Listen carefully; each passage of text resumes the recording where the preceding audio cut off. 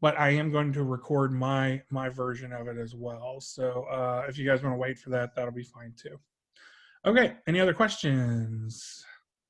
All right, so for today, we're going to be listening to a really entertaining, really talented person that I'm lucky enough to work with up on the hill in the alumni office. This is my friend Laurent Shea, and Laurent is well, he can tell you a little bit about what he does here and how he got here. Do you want to start with that, Laurent, or did you want to share something with us first, or how did you want to start? Yeah, no, I could just kind of start with, kind of what I do at Xavier, how I ended up there, how we became best friends, whichever you want to start with first, it's fine. All of those things are good. Sure. Yeah, so again, my name is Laurent. I am born and raised in Cincinnati, Ohio. I know the first question is, where'd you go to high school? So I went to Senex High School. I recently I'm about to be year number 2. It's crazy. Year number 2 is sneaking up on me. I started in 2019 as a creative content producer, working with Ryan in the marketing department and the Alumni Center. And pretty much my job is a combination of different things, from writing to copywriting to media writing to advertising, to script writing, to concept development. And I kind of, been blessed enough to be able to kind of put them all into this melting pot to produce content for the entire university, which was, an ideal job for me. Before that, I was working for Foot Locker, writing for their website at their headquarters in Wisconsin. That was really cool, just getting to touch different brands like Nike and Reeboks and everything like that. But it was kind of very like one-dimensional. I didn't feel like outside of getting sales, I had a lot of purpose in my work. On top of that, I wasn't at like the crazy fancy headquarters in New York, which would have been nice. I was in negative 55-degree Wisconsin, so that was an adjustment. But yeah, so that all in all kind of led me to Xavier a couple years before Foot Locker. I was getting my master's in Boston at Boston University, in advertising with a focus in copywriting. And I kind of leveraged that, to get my role here at Xavier. And I am coming up on year number 2. So this dude, let me just tell you guys, this guy is a creative guy, and if there's one thing that I have been harping on since like the first day of class, right, is that the one thing that I want you to do is I just want you to be creative. I want you to strive for that, right? I'm trying to push you out of that. We have, and some of you have told me, in this first assignment, you're like, oh, I just kind of listed out what this person did or what this person was about. Like, I didn't tell the story of it, and like now we know, how important it is to be creative in everything we do. And I would tell you that like the job is just one little part of Laurent. And so what else are you interested in, man? What else do you like to do? Yeah, so just kind of in my spare time, and honestly, a lot of the things that kind of influence what I do at Xavier is storytelling. So I've been doing spoken word poetry since I was about probably like 17 or so. And I also do dance choreography. So I've been doing hip hop for about, I've been dancing since I was like 4, but I kind of started taking it seriously again around 17 or so, and had an opportunity to start a few dance organizations in high school and in college as well. And so I kind of try and do that now. I'll teach around the city here and there, and I also perform around the city, on the poetry side of things. And, I've kind of been able to discover Cincinnati's rich artistic community since I moved back. So that's kind of what I get into. And a lot of that, I guess, like style and the way I think from those side passions of mine kind of influence my day-to-day things, which is what I love about Xavier, because they kind of allow me to take my mentality and my mind frame from how I put together, a poetry piece or a choreography piece, and apply that to the things that we do at Xavier. And it's been received very well, which I could not say about other places that I've been. So yeah, so that's pretty much a little bit more about me, if that's what you were going for, right? Did you have any thing that you wanted to share with us? Any of that spoken word or anything like that? Oh yeah, yeah, we can do that. I don't know if you got the footage that I sent you. on Slack. But yeah, feel free to go ahead and, screen share that and So let's see. see how it works. If not, we can go a different route. But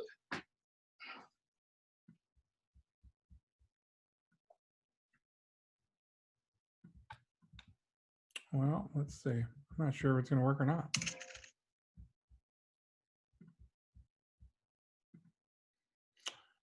So,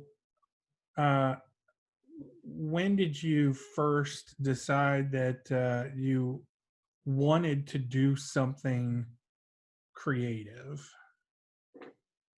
as like a career, Mm-hmm. that I pretty much knew from like high school, like pretty much day one when you start thinking about career. Because I don't think I was thinking about career before high school. I would think about like, oh, I want to be.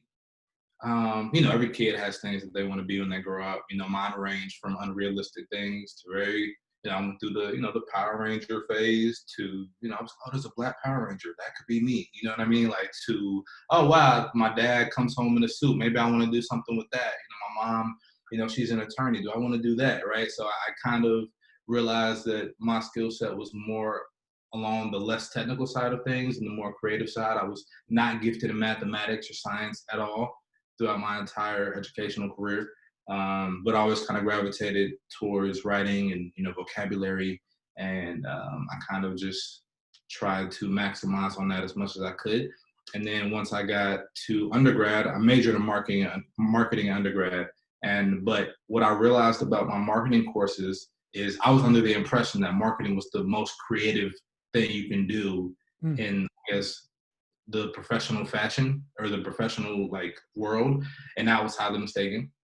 Because once I got into my junior classes, which is when you start really getting into what marketing is, we're talking about the 4 Ps. It's all very economics, microeconomics, and my GPA is like struggling for dear life. I'm like, oh my gosh, like this is not it, man. And I ended up taking an advertising elective during that time, and my entire world opened up. I was like, what? You could be creative, but like professional at the same time, Because even at that time, I was performing, I was very involved in the art scene, and I think there was a stigma that you either had to be the starving artist, no health insurance type, and that's how you make it. That's the essence of being a true artist, or you had to be a sellout and kind of just drop all that and go into the corporate world. And I just didn't want to accept that. I was like, there's got to be a combination of both, and that's kind of what I wanted to go for.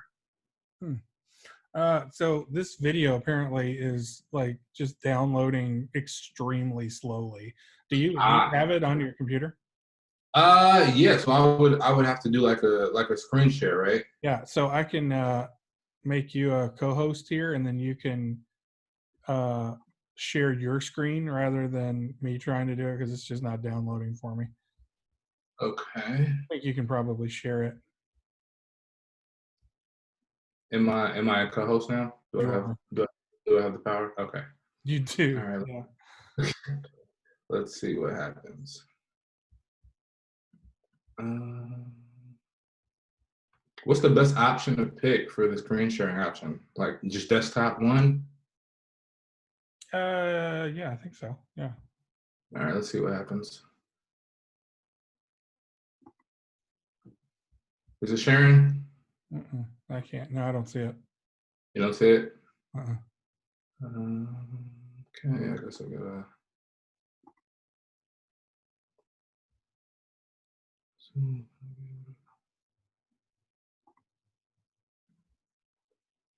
Huh. All right, I'm not sure what's happening, but let's see.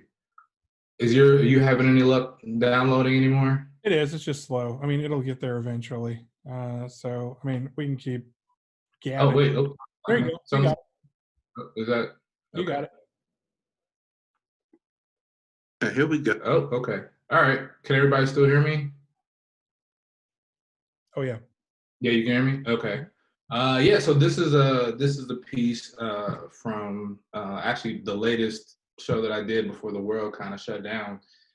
In January, I was at Ohio University, And they brought me out there for a feature performance and met some real. Actually, it was weird. The guy who actually coordinated for me to come out there does what we do in their marketing department. So yeah, so this is from that. I hope you guys enjoy it. Hopefully, my computer doesn't make too much noise with the notifications. All right. So I like to put a reminder out there. I don't know how many young men we have in the room, but I like to put out the reminder.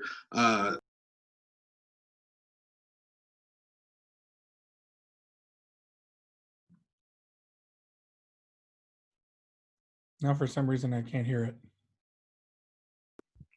Did it go off when I muted? Yeah. Here, start it again, and then just keep yours on. Cool, gotcha. Now I know. I was wondering if that would happen. Trial and error. Cool. We go. All right. So I like to put a reminder out there. I don't know how many young men we have in the room, but I like to put out the reminder to not let the world's perception of the world's tainted perception of manhood influence who you are and who you choose to be. And please just let that sit with you. This piece is called Essence of a King.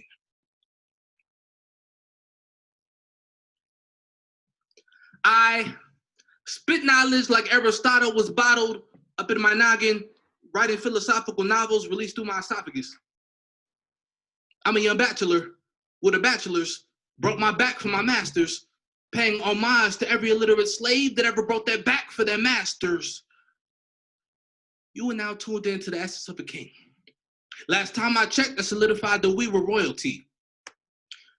Black culture influenced everything. So Miss Kardashian, if cornrows is your new style, write us a check. We need our royalties. When I speak proper English, I'm not being honest. Pronouncing all of my syllables is a white thing. Apparently, I should be hooked on Ebonics. But I'm not really into stereotypes, bro. You know me to a T because of what you see. That's a stereotype, bro.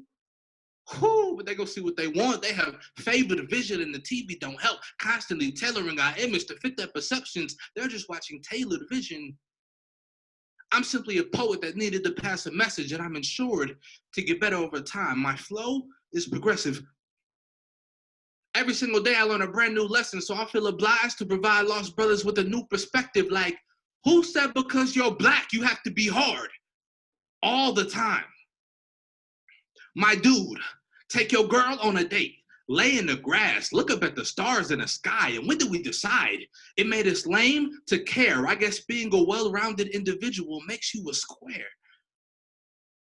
Nah, my mere existence eradicates the status quo. In the next 30 seconds, I guarantee I'll recalibrate every single thing you think you know about the black man, because I refuse to let you put me into a box while I'm good for shooting hoops or shooting at the cops or stealing Kellogg's cereal off the shelf, because I ain't never had no pops.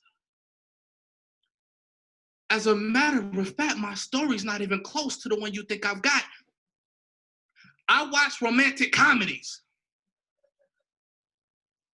faithfully, and I have no shame. What I look like rushing to turn off the Notebook when I hear somebody come in the house and then pretend like the whole time I was watching the game. Truth be told, I'm proud to be cut from a different cloth. Okay, I'm a strong black man. But I would have to be oh so fragile if my biggest concern was that I might ever look soft. Thank you.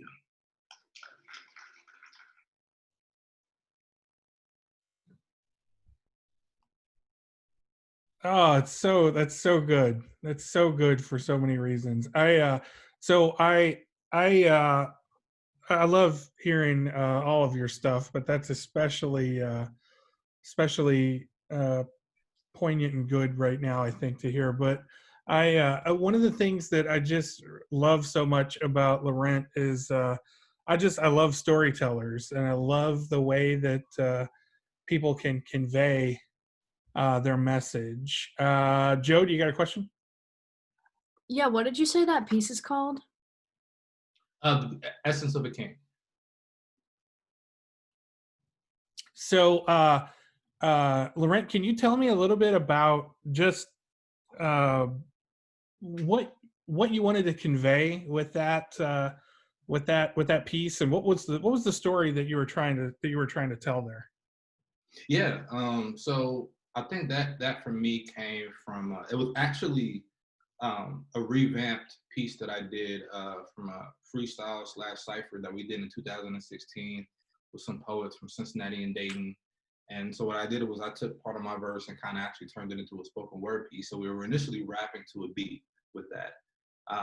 So I kind of converted that into a poetry piece. And what we initially wrote that about, we all did a verse. And the idea was because in 2016, I mean, it's no different than now, but there was so much saturation with police brutality in the media. And I think just a lot of us, as men of color, were kind of feeling that. And, all these guys that I was involved on this project with, it's also called Essence of a King. It's on YouTube. You guys should check it out. Um, they were all kind of feeling that same stigma, like, wow, we could really be, stopped, by the police at any time, or kind of, you know, um, stereotyped in a way. But what they don't know is like, oh, we're all fairly educated. We all, take care of our mothers. We all, respect women. We all, have, uh, positive mentalities toward life and people. Um, but maybe that won't be the first thing that they get a chance to see. And so what we wanted to do with that was we wanted to write verses that were still, quote unquote fire, but also positive and uplifting, because I think there's a stigma that you can't really, unless you're like degrading women or like, swearing a whole bunch or talking about, somewhat, gaudy things, that it can't be considered like cool or whatever. And so we're like, all right, well, we're going to talk about, y'all, you teach poetry classes and you went to school, you pledged in a fraternity, you did this, you did this.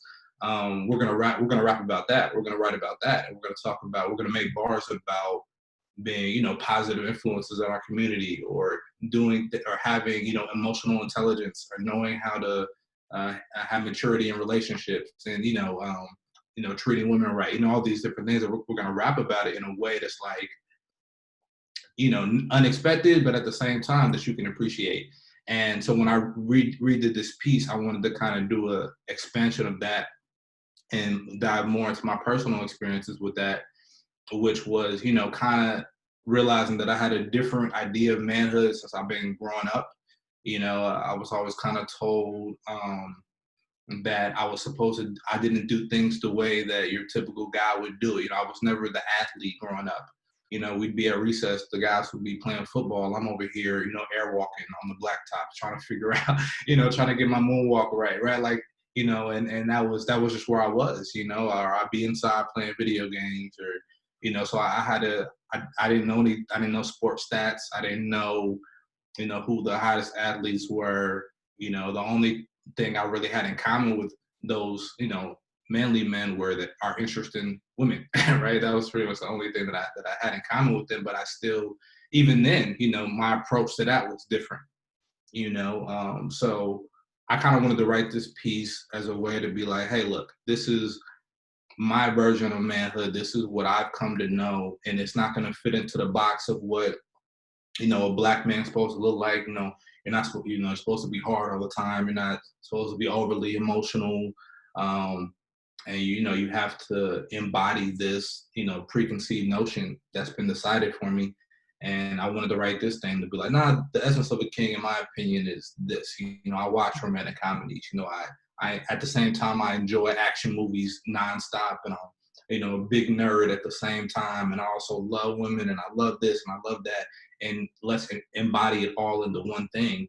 And I'm also, went to school, got my degrees, and did all that, but so I didn't want to just, put myself in a box. So that's kind of what that piece was supposed to emulate. Do you remember? I mean, that's so powerful. First off, I love it so much. But do you remember the first time that we met when you were interviewing? And I don't think I don't think I don't think I meant this to be. I don't think this was tied so much to a racial thing. This question that I asked, but I think it was tied more toward the high school that you came from, Do you remember I asked you what Right. position you played? Yeah, I do. I was like, "Oh, you're obviously a football player. You went to this high school. Yeah. You're a very fit, very built young man." I thought, "Oh, well, that's a football player." I thought, that, and I'm sure there's probably some underlying kind of racial thing to that as well, that I just am not aware of. But it, it came out, and I feel embarrassed about it a little bit now that I just assumed. And I think so much now, so many times we see people as sometimes not one dimensional, but even just two dimensional. You could be very educated and have all these great qualities. Oh, but you also had to be a linebacker at the time because that's what you look like. And I was wrong. I was actually could not have been further from the truth, actually. Yeah. Um, but it's just a little example, I think, of all of the really, and I mean to thank you for this, all of the lessons really that I think I've been able to learn from our friendship in the past almost 2 years now. So I want to thank you for that. But I think what you explained, and I think how you explained it, was really, really powerful, and how you wanted to convey that story. And I think it works so well. Can I ask, real quick, how does that creativity then, how do you infuse that into your job at Xavier? How does that work? Like I can see some of the creativity in your lines. Like it takes me, like I have to hear it multiple times to be able to catch everything. Like I get caught up on, like, even like there's so much humor in what you do, even though you're relaying a really I think dramatic message. You get like the flow and progressive line. Like there's just little things that I pick up on when I hear it over and over again, that, like, how do you infuse this kind of creativity into your jobby job with Xavier, where you can do that? Like, how does that, can you explain that, or is that too hard? Yeah, no, it's actually that's probably one of the most fun parts of my job, man. Honestly, because when I am writing a piece or like coming up with, oh, what would be a cool way to say this, or what would I, it's literally the same formula. There will be times, because all right, I may have times where, I'll be walking right, and just a cool line will come in my head, right, and I won't have a piece around it, but I want to say that line, so I will write a whole piece around that line Do just you for that line. do you have an example of that? That's awesome, by the way. Do you Oh have an my god! example of that? Oh If, my if god! not, that's okay. I'm putting you on the spot, but I was trying to think of it, man. I don't even know. Oh my gosh! You know what?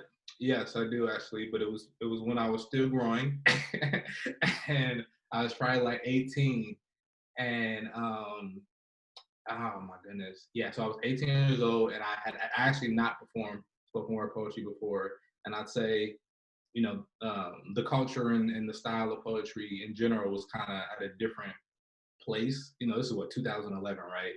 And I remember I was putting out the trash, and again, y'all forgive me for this, but I was putting out the trash, and I was taking out the recyclables, like the recycling, and I was like, oh, like it would be so cool if I could say a line about how, I get more paper than a recycling bin, right? Like, of course I didn't, right? I just thought it was cool at the time, right?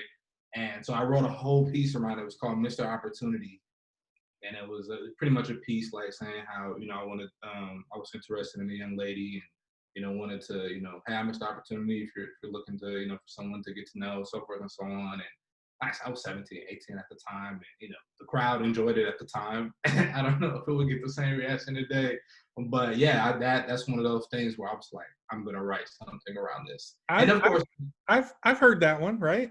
yeah.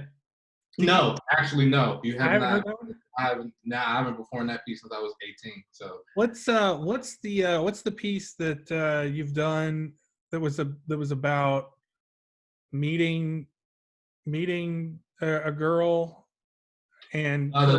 look across the street. Yes, that was it. Yeah, Yeah. yeah. That was coincidences, and that was based off of a semi life experiences. But I'm sure there are lines in there. Oh Hey, well, can you do some of that? You don't have to do the whole thing. But can you do some? man. Let's see if I can actually remember it, man. It's been a little while. If not, that's okay. I really like it. I can give you the line in there that that was kind of similar to that same formula of why I wanted to do it.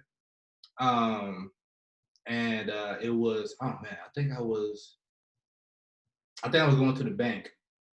Do you remember that line? I was going to the bank and I was like, oh, it would be so cool if I could inject something in here. And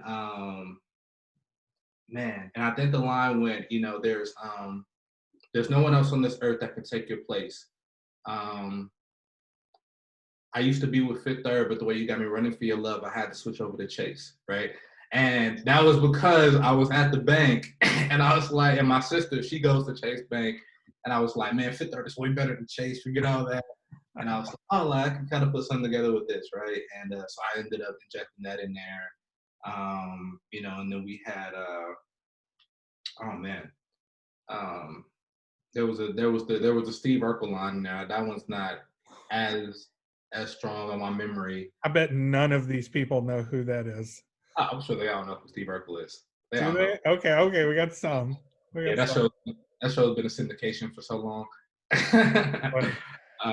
But yeah, so there was a line in there about that, and I grew up on Family Matters, and that was the Friday block. Like yeah, that was like the TGIF block with like Full House and Family Matters, and it was really great television back in the day. Yeah. This is the Breaking Bad of its day, really. Yeah. Unfortunately, he was typecast. Never really got out of that role, but but yeah, stuff like that, man. Just things that I watch, and that kind of comes back to what I do at Xavier. You know what I mean? Like they'll give me, the reason I brought that example up is because the same way I'll have a line and want to build something around that, they'll give me, hey, this is what we're trying to do. Mm-hmm. We're trying to say this to students, or we want to incorporate, the word X or the letter X in there some way. We want to say something about showing spirit, right? So then I'll take that and I kind of look at it like building a Christmas tree, starting from the start. And so I just apply the same formula when I'm writing my own pieces, or even just like how I would do like a dance piece or something like that, and kind of build out from that. And of course, you have to tone it. The good thing with the Saint X, right? Because I understand like the Jesuit tones and everything like that. Sure. You, of course, have to like cater it to that, but the formula is the same, and I think the response is the same because you're catering it to the audience. And I think that was kind of what happened with the with the Ironing Nation. Project that I did about a year ago. And yeah. So when you were you went to Kent State, right? I did, yeah. Kent State. And what was your major then when you were undergrad? I can't remember. Marketing. So you're marketing, and that's when you were like, oh, marketing is like gonna be awesome. And yeah. And it wasn't for, it's probably awesome for some other people, but it was not awesome for you.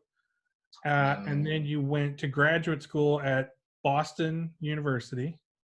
Mm-hmm. Probably got some folks around here who know that place. That's a pretty good graduate school to go to. And you had told me before, and I'm not sure you've said it today, but you kind of had this idea that you wanted to be, what was it? What was the title that you kind of thought, oh, this would be a good idea to be? Mm-hmm. A creative director with the agency, with the advertising agency. And tell me what that is and why you thought that would be interesting. So before you get to the creative director route, you usually go the copywriter path, which is pretty much what I was training to be in that program, where I was catered to being a copywriter. And a lot of people weren't familiar with the term copywriter. It's literally the word copy and writer like that, right? Not like copyright legal. And I don't know if anyone's seen the series Mad Men on Netflix. Am I getting any nods? Okay, yes, cool, great. They were copywriters, and then there were art directors. And art directors, alcoholics, yeah. Slash womanizers, amongst other things. So they, the art director and the copywriter are pretty much like Batman and Robin, right? So even my program in school, I was paired with an art director. And so copy is another word for writing, for lines, for text, for written creative. And so it's pretty much like slang around there, like, where's the copy? Where's the copy? Right? And the art director, they bring the copy to life in a sense, right? They create the visual, we create the concept and actual tagline that goes with that. So I thought that that's what I specifically wanted to do, and I still have a lot of passion for that because I do enjoy that, right? I enjoy, I mean, we've done that. We had an ad out in Kenwood Mall, and I really got to dive into those roots. And Ryan went out there with me to kind of celebrate that going up, and that, and I worked with our designer in the marketing department, and he knocked out a visual for that. And I think we were pretty much, we were promoting Xavier in the food court. So the copy line for that was, feed your ambitions, right? And up top it was like, oh, you're still hungry, feed your ambitions, Xavier University, right? And that's literally what we trained to do for 18 months, right? And it probably took me, about 5 minutes, right? Because what they would do is they would literally put you through boot camp and train your mind on how to crank these things out and how to really tap into that formula. And I was lucky because I already had some experience on my own with the poetry side of things, which kind of, influenced that a lot. But yeah, I thought I wanted to be a copywriter and then move my way up to a creative director, and then just that was the lane. And I think part of me will still be open to that. I just realized somewhere halfway through the program, I was like, oh my gosh, I'm really about to be so very, boxed in. And I was surrounded by people that was their goal in life, get in the agency and work their way up.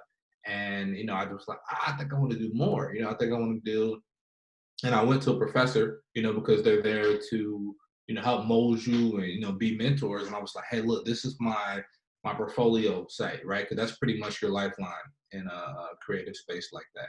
Here's my portfolio site. I had done some short films written off of based off my spoken word pieces. I had done some short films based off my choreography, and I had done some conceptual stuff, and along with the actual copywriting samples I was supposed to be doing. And I was like, this is what I'm interested in. I want to do storytelling, concept development. I want to do video production. And he told me, he was like, you're doing too much. He was like, you gotta pick a lane. You gotta calm down. And I was very crushing me at the time, but he was like the OG. He was, all the other professors looked up to him. He had this cool slick back gray hair showing his wisdom, and he was pretty much that guy. And to hear that from him, it was like, oh, my chest, right? And because I knew that I didn't want to just be stuck in that lane. And when he told me that, I thought I had to pick something, but I kind of decided to go against the grain a little bit.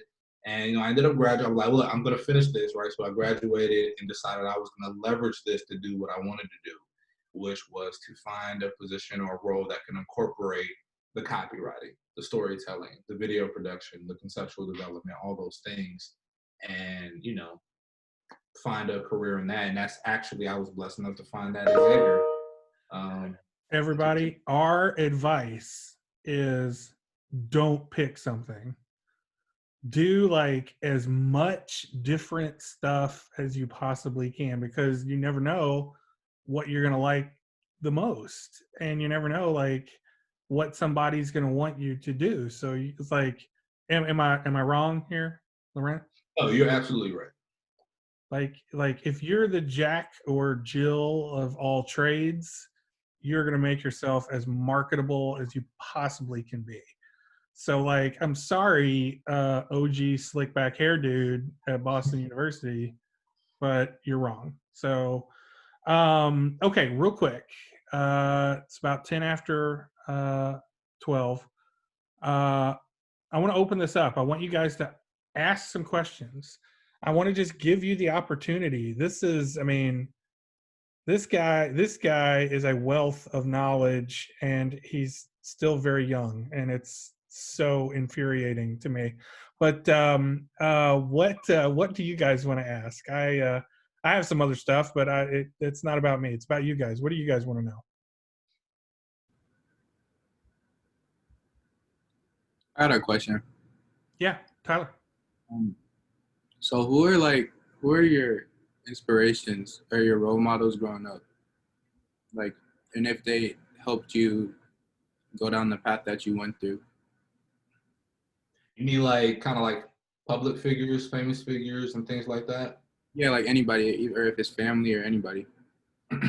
Yeah. So I know it's the answer a little bit cliche, but I definitely say my mom was a huge influence, and my dad as well. They both played different roles. But my mom, she always been very tenacious. She's an attorney, and I wasn't around when she was doing it, but she kind of put herself through law school. She was raising my sisters at the time as well. And then, my parents divorced when I was young, so she was also a single mother. And I've always kind of seen her kind of juggle a very amazing balance with those things. And I actually wrote at that same show. I did a piece called "Mama's Hands," where I kind of dedicated the piece to her, talking about these things and talking about that experience. And so she was a huge influence for me, man. She went from UC Xavier, worked at P&G for a little bit, and now she's been a lawyer for coming up on 30 years. And it's just been amazing to watch her work. And she also herself was a published poet back in the day. Cool. I found out later in life, and just to kind of see her, walk her own right, or her own right, has been kind of just very inspirational. And I think it's always kind of put in my head of like, why can't you do anything that you want to do? And I also look at my dad. My dad is an immigrant from West Africa, from Cameroon. And, he came here at 18, and, he was in the field of business and accounting. And I respect him so much because when he first saw a computer, he thought it was a TV. And now he went from that to, being CEO of a company to, at one point, he was even, sitting on Obama's job administration in the White House, right? And it's like, to come from where he went, from the 18-year-old kid, with 50 cents in his pocket, to that, it's been very inspiring to watch that progress, So because I already know what it's like to navigate the world as a person of color. He had to do it with a thick accent, you know what I mean? So just to kind of watch the two of them kind of navigate that, and maybe that's why they didn't work out, right? Because they're so strong individually, right? But just to kind of watch them, that was always very inspirational to me. And as far as a public figure, I've always looked up to Denzel Washington. Ryan and I talk about Denzel all the time. I talk about him like he's my uncle, and just because he's always had a very his cadence and his mentality toward his work. He's always stayed humble, and he's always manifested his craft in such a profound way. And I would just look at that and be like, all right, well, I'm going to adopt that mentality and, do it on my little level down here, and just keep my eye on what he's doing up there. And I thought that was very inspirational for me. So those are just a few people that I've always looked up to. He's man on fire. Yeah, man on fire. Yeah. Underrated, man. It's underrated. Yeah, it is. But he's not underrated, which I like. So. What else? What else? Good question. What else? Thank you, man. So since a lot of your poetry is like very much rap based and stylized, do you have a rapper that you like really love their music or the way that they write their lyrics? Good question.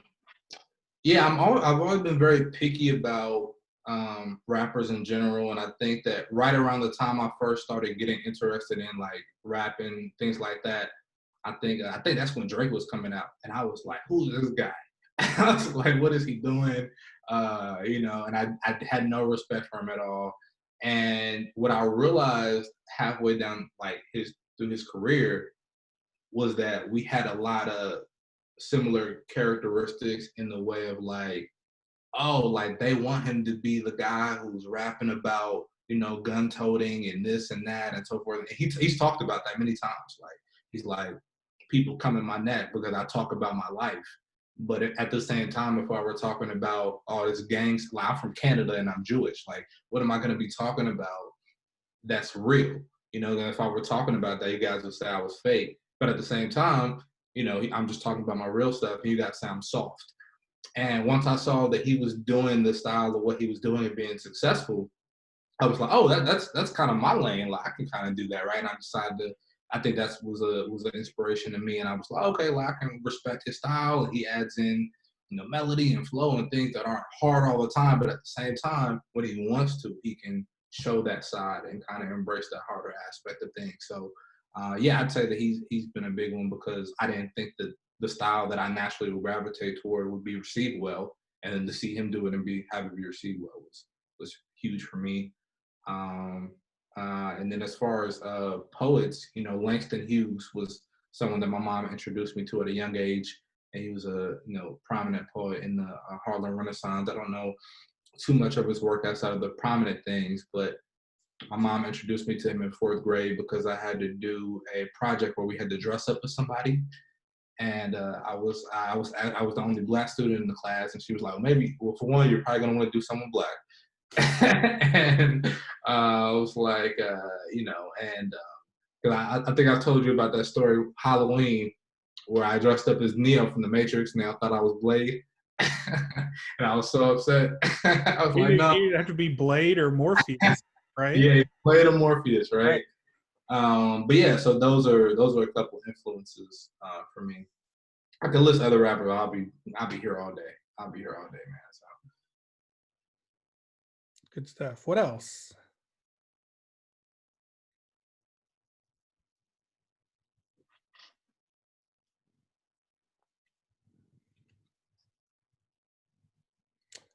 So, oh wait, I see a hand.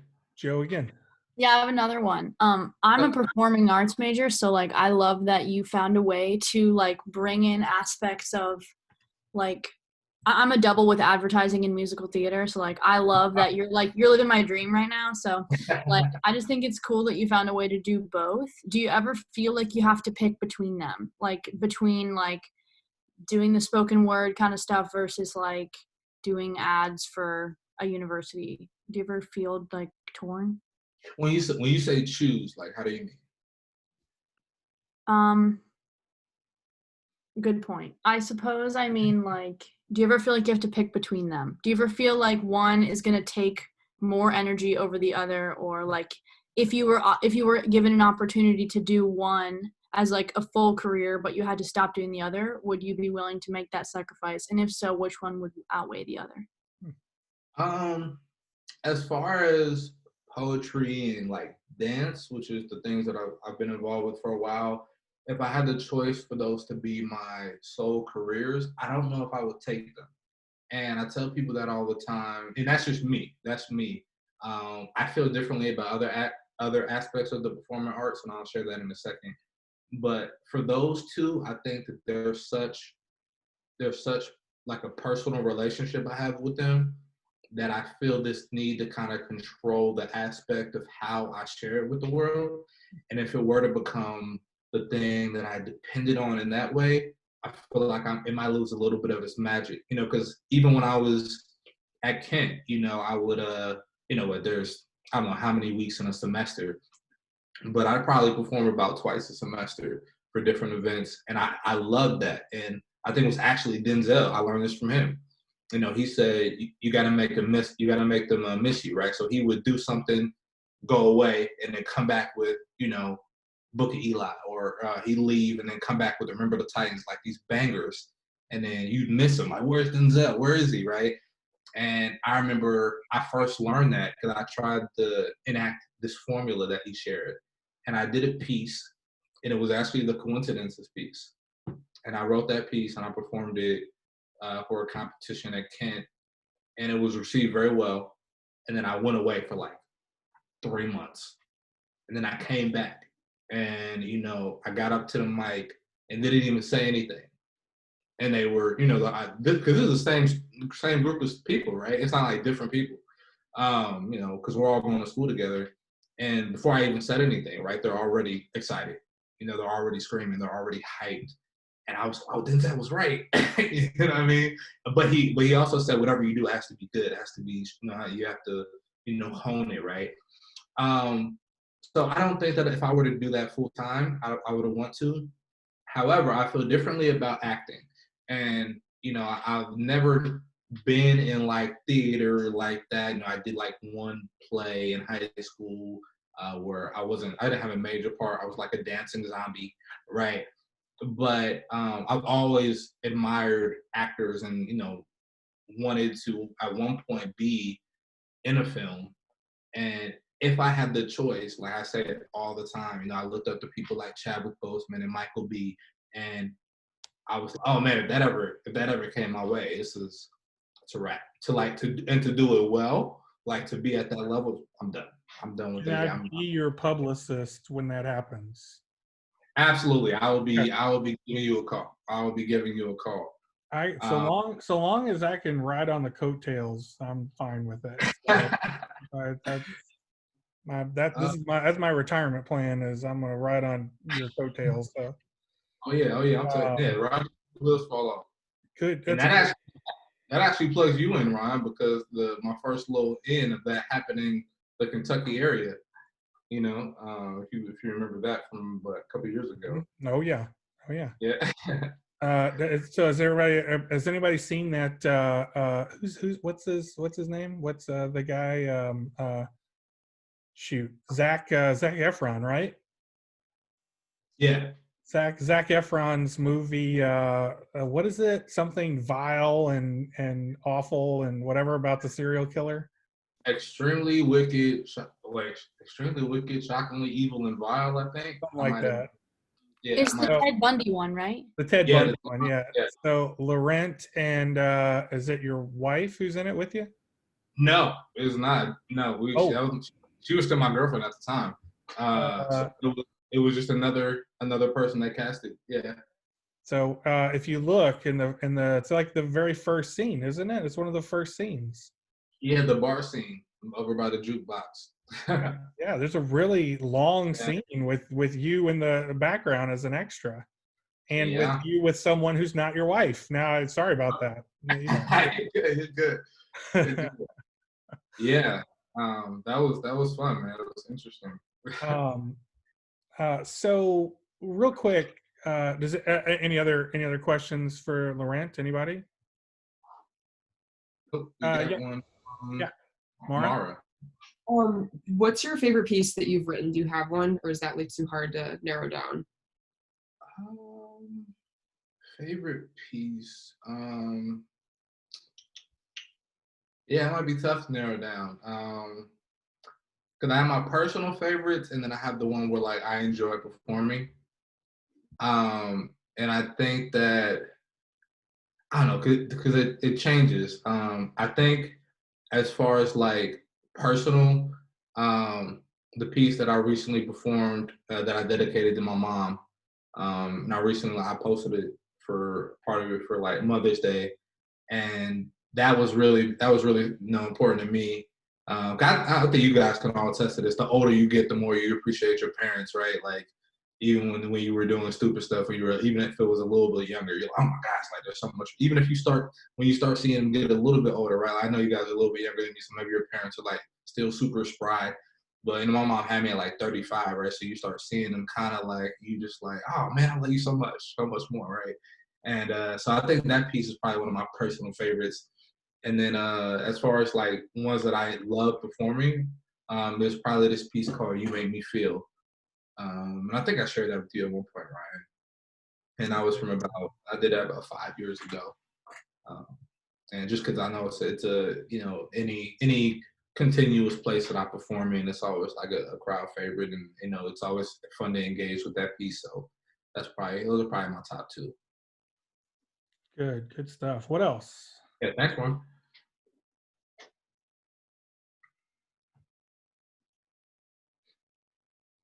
Nobody? Well, I think there's always one question that we know that we have to end with, right? What's that? I feel like what, Molly? Where do you see yourself in the future or 5 years from now? Oh man, I should have thought about this before I got on the phone. I forgot. Just be like Man on Fire 2. You know what? Hey, but here's the thing, right? I guess that's a good. You just helped me with my answer. I kind of see it as I'm a big person who believes in options. So, I have some things like set in stone, and then I have some things where I'm like, I either want this, this, this, or this, and either one I'll be fine, right? So of course, yeah, if I, see that, acting career, just happen to, maybe somebody zooms in on my one little spot and like, who's that one black guy in the background holding the beer? Right? Like, okay, great, cool. Or even if I'm, doing a show and somebody's like, hey, you get discovered that way, right? I'm always open to that, right? But I don't like have my heart set on that by any means. But honestly, look, I've talked to you, Ryan, a few times. I definitely have other aspirations. I plan to, invent something and give back to the world. And I think that's probably going to be my next focus is kind of becoming an inventor and a developer over the next few years and kind of really diving into that. But also just I think creating at a greater scale. I don't know where, as far as a professional realm, that's going to look like, whether it's going to look like growing at Xavier or leveraging that experience to find something completely new. Because I didn't even know that content producer existed 3 years ago. I was doing the math the past 3 years leading up to me getting the job of like what plus carry the one, like trying to find that ideal role. And when I found it, I was like, oh, this is a thing. So 5 years from now, maybe there's a different version of this, added in with other things, because I'll be in a different place mentally. So yeah, I don't know. I see different avenues, man. So I definitely see myself continuing to grow as a creative professional. I'm definitely open to possibilities as a performing artist in whatever capacity that looks like. And also just as maybe just as from a business side of things, growing and some entrepreneurship roles and kind of leveraging my creativity in a more like business like fashion. So I definitely never want to be, again, I keep saying like put into a box, and it's like, for what, why not? I don't know how many people follow like someone like Kevin Hart. I watched the interview with his recently, and he said he always asked the question like, why not? Oh yeah, I'm a comedian, but why can't I, have my own sneaker? Oh, I'm a, like why can't I do things that are outside of my realm? So I would just say to you guys, to encourage you, if you're whether you're a theater major or arts person, or even if you're a math person, like why can't, I've seen guys who are math, like super into math and get into beat engineering. Why not? You know what I mean? And then who knows what comes from that? Who knows where that could, I've seen people who were, going from music producer to becoming, successful pastors. You know what I mean? Like there's so many, you're never like kind of stapled down to anything. And I feel like the DNA for who we're destined to be for the rest of our lives was kind of written at childhood. And if you go back and follow that trail, you can kind of find that within yourself. Like there's a picture of me somewhere in some cowboy boots with a guitar. I'm not a musician, but it's like, oh, okay, clearly I've always enjoyed that aspect of that, right? So like, trace your path, figure out what it looks like. And I definitely say use it to kind of trace where you want to go with your future, and don't put a box on it. Don't think that like, oh, well, I've already been in history for the past, and that's what I told everybody I was going to do. So now I'd say, cool, do that, and then find a way to use that and something else if you want, or do multiple things at once. Multitasking is a skill set that I think makes the most well-rounded people.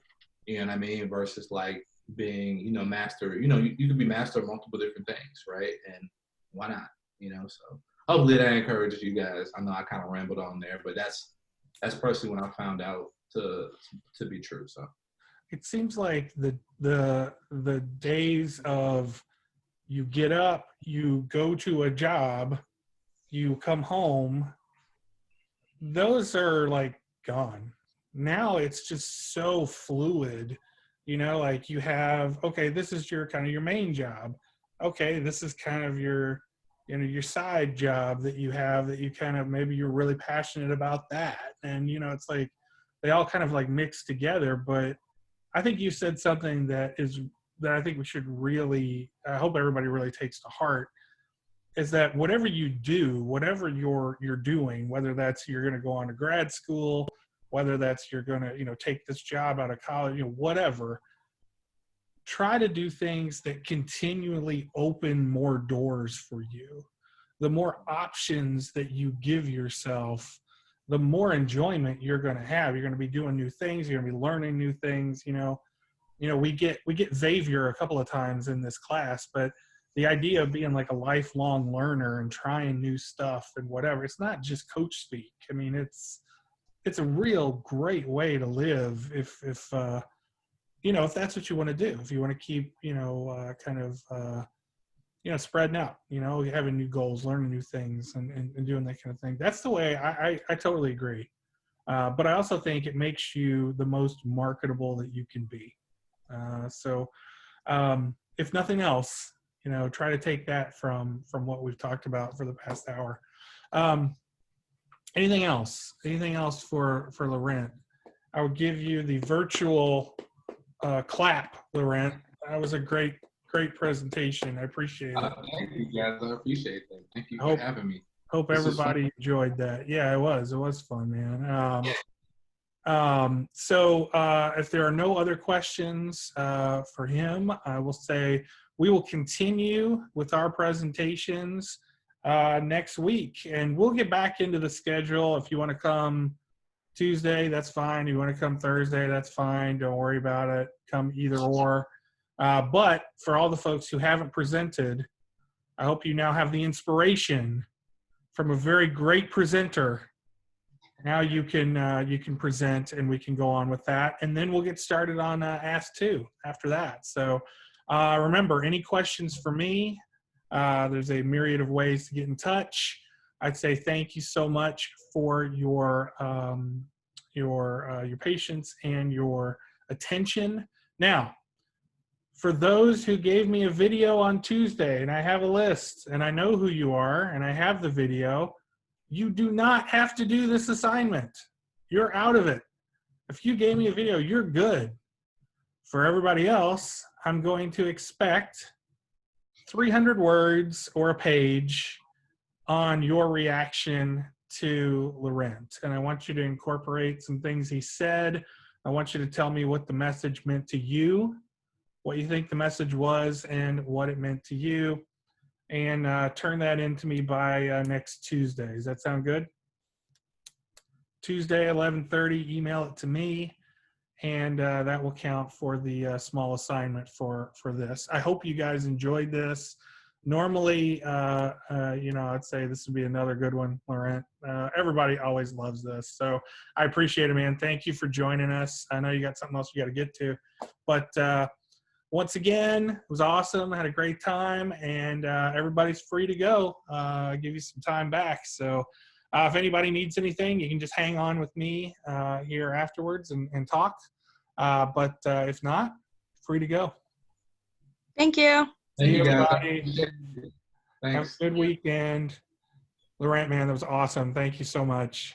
Thank you, man. I appreciate it. I enjoyed it. Thank you. I think people normally really react well to this. So we have a couple of speakers during the course of the semester that I think people really just love, and it's always the stuff that they love the most. I don't know what that says about me, but I'm okay with it. Whatever, whatever. Do you guys have questions for Laurent or for me or for either? Yeah, we got what, like 15 minutes? Yeah. I have a question for you, Ryan. Sure. I know I missed on Tuesday because you got back to me. Yeah, but that's okay. Did you already assign? Wait, I'm sorry. Yeah, but that was okay.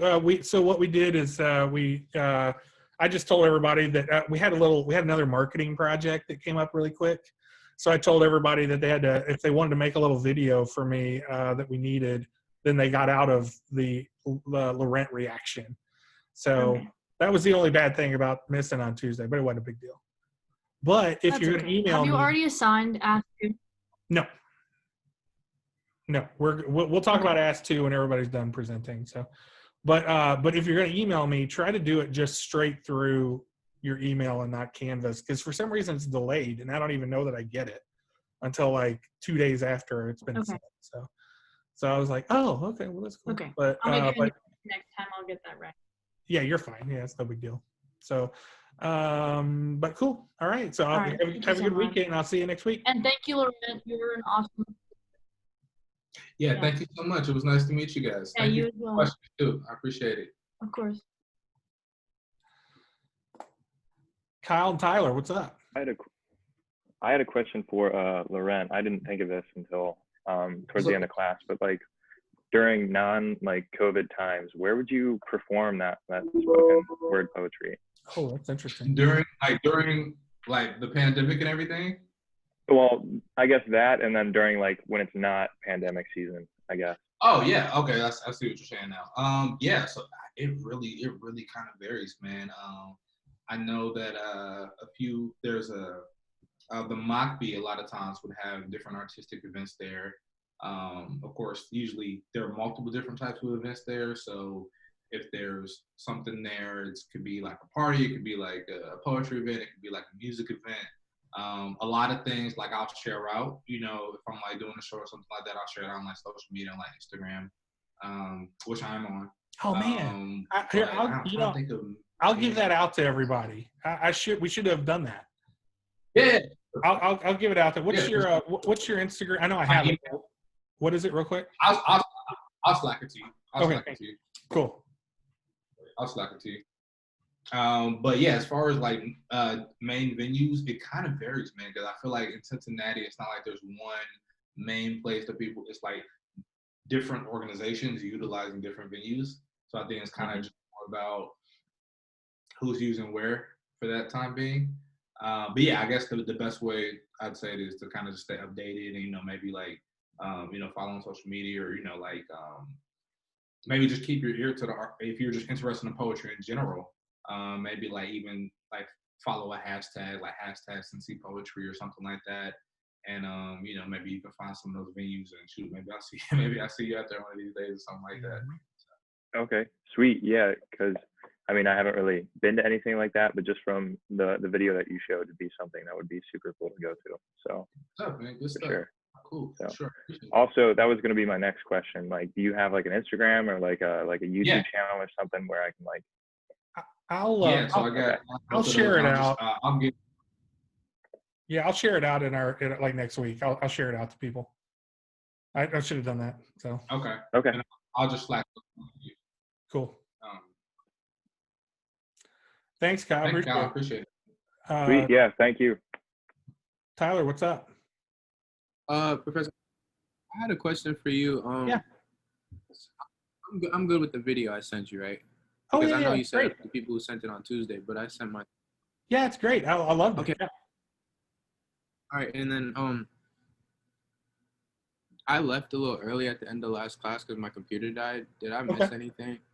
I don't think so. If you knew about the video and you did because you turned it in, then you're fine. Yeah, no big deal. Okay, cool. Even more important, right, thank you. How do you feel about your Celtics being down in the series? We have not been looking like we really want to play as of late. So I'm not even mad at the Heat. I'm more mad at ourselves. I respect that. They're way more talented, man. They should be there. That's 3-1. Yeah, it's not over, but we don't really look. We're not playing like we should be playing. I got my socks on. Oh, yeah. That's gonna get you, man. That's gonna get you. I can tell you what the problem is. The problem is you need more Kentucky guys on the team because all the other guys who are winning have UK guys on their teams except for Boston. I was gonna say, Adebayo and Jamal Murray, just tearing it out, man. All right, that's all I got. Are you from Boston? I'm from New York, actually. Coincidence, but I've been a Celtics fan like my whole life. Because the Knicks are terrible. That's why he's a Celtics. No.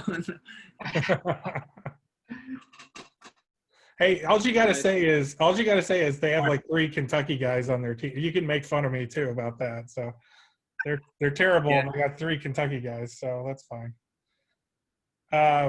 Thank you, Tyler. If you need anything else, just Tyler, text appreciate me or email me, okay? Yeah, thank you. That was pretty good, man. It was pretty good. It was actually people participated. So there you Oh go. yeah. Yeah, I feel like your classes just keep getting better. So Joe is the one who's like the star of the class, pretty much. So I thought that Oh was yeah, I can tell. well, I thought that was funny because she would be you. That's what she would want to do. I thought that was really funny, and I thought that was funny how she just was like, "Oh yeah, I just want to be you," and I was like, "Yep, that makes sense." Yeah, she's really good. She's really talented. So, but we have quite a few good folks in that class, and again, as I think I've said this before, but this is way by far the most diverse class that I've ever had. So I was very pleased I with that. noticed. I noticed. That was pretty awesome, man. It's funny because like, we get to talk about different stuff, I think, every time. Like we didn't even talk about I've like noticed. find a job that you hate. We didn't even get to talk about that kind of stuff, but it went fine. It went in its own direction. It went really well. So I like it. I'm excited for next semester. That's right. You know, it would be. I think you could really, you know, be an adjunct teacher if you really wanted to. Yeah, I've considered it a few times. I would like, and then you have me to come in and do the. Yeah, virtual. let's. I will pay you back. Absolutely. Oh, that you'd be oh my God, you'd be so much fun to bring in, ladies and gentlemen.